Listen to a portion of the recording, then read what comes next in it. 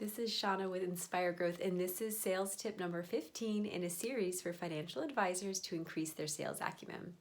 So this tip is to use a sales process. The last 2 weeks we've been talking about follow-up. Follow-up is an important part of the sales process, but most advisors, around 2/3 of advisors according to the Investment News 2020 Pricing and Profitability Study, aren't using a sales process. They don't have some way to help organize and track lead to client. So why is the sales process important? It's important for a number of reasons. One, it helps you be very intentional about how you are moving that lead to client and ultimately advocate. And two, it really helps to provide the business important insights into the health of the future business. So, how much opportunity is within our pipeline? What do we think is going to potentially close? It allows you to start to do forecasting. Are we on track for our goals? Are we not? Where in the sales process are we having trouble? Where do we need to maybe tweak or revisit our approach? So high level sales process provides a lot of structure as well as insight for the business. And I like to keep sales process pretty simple. So typically it's 4 to 5 stages. And I really like to use lead, prospect, proposal, sent, or some sort of decision, like you're creating this decision point. And then either it's won, they become a client, lost. And then the 5th stage, which is people don't normally think about, is advocate. So that's where you're moving those clients to advocates.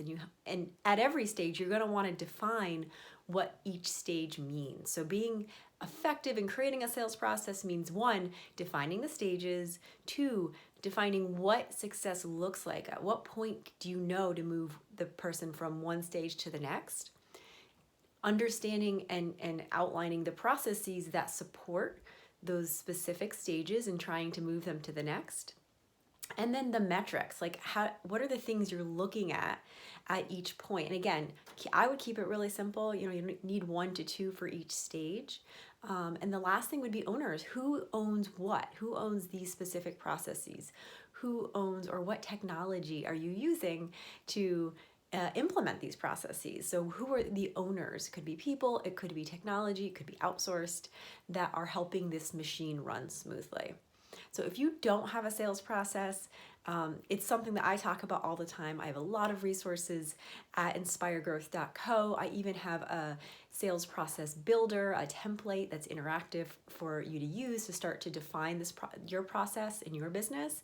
But having a sales process is just really helpful for providing the framework, the guidance, the infrastructure that's going to help you, take those leads, take all of those great leads you're getting from your marketing efforts and actually, with intention, move them to client and be able to communicate across your organization. How is that going?